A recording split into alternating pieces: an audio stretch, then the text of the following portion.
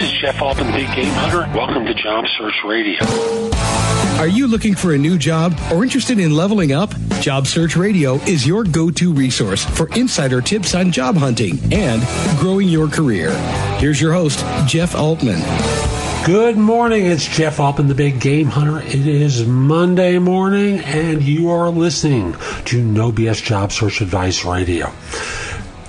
This is episode 289, and it's one focused on helping new grads or inexperienced people with their resume. If you're more experienced, you may find some points helpful here, but this is really targeted toward less experienced people. So I hope you find this show helpful. I also want to encourage you, reach out to me and connect at LinkedIn.com/IN/the Big Game Hunter. I accept connection requests from people worldwide. Please don't have a profile that looks like a spammer or scammer, then I won't. One way around that, if your profile's pretty thin, mention that you listen to the show, because I love hearing from fans. I really do. And notice, this is episode 289. We are coming up on number 300 the week after next. So I hope you find this helpful, and here we go. It's not like your job experience is really going to sell you. So what is going to sell you is going to be your education. And that assumes that you have a college degree. So let me kind of walk you through it.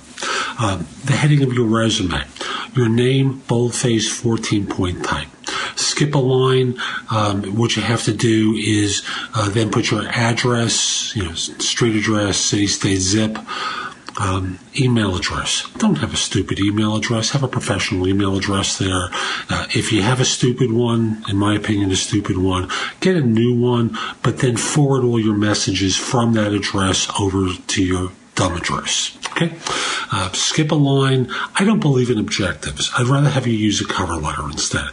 And instead of using a cover letter as an attachment, just put it into the body of your email. What would have been a cover letter, every time you send it out, just use that cover email instead. Now, education. Again, 14-point bold, flush left. Underneath it, where'd you go to school? Where's it located? What year did you graduate?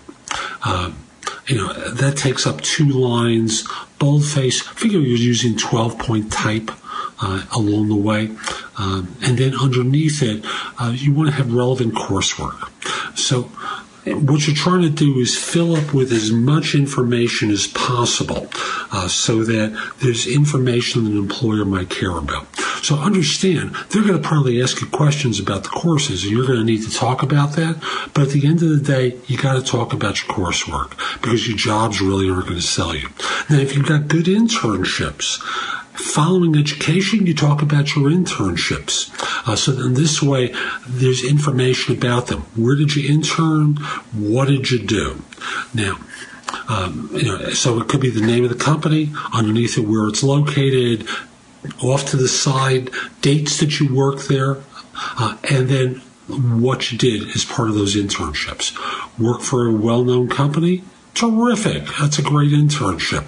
Work for a well-known company and do something really interesting. Describe that interesting stuff underneath it. Now, you'll have to be prepared in your interviews to answer the question, why didn't that firm offer you a job after you graduated?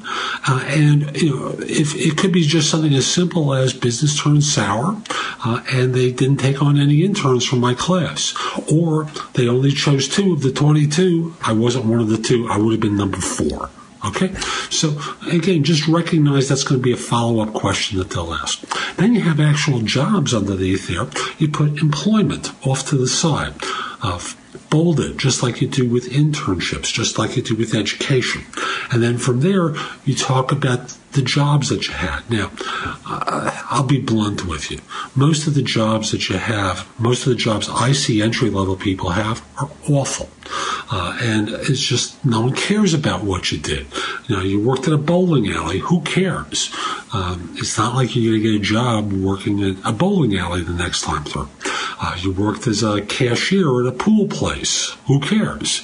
But as a result, you might just simply say, while attending school, I worked for so-and-so and so doing this kind of work. If you want, I can kind of walk you through what I did, but I don't think you're going to find it particularly relevant to what I did professionally.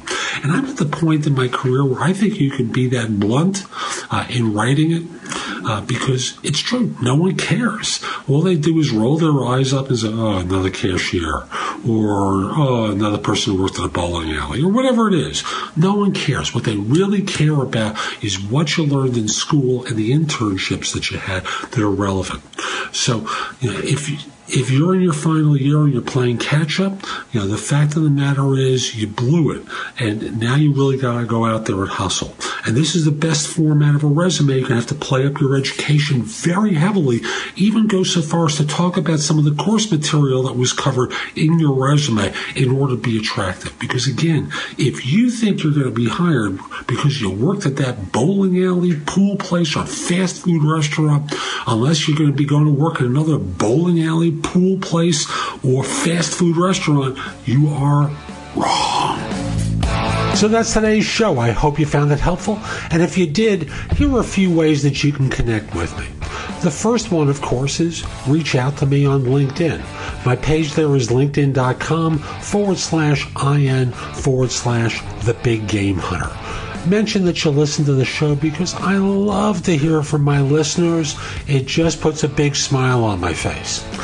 Next, if you're an executive and interested in my coaching you, email me at jeffaltman@thebiggamehunter.us.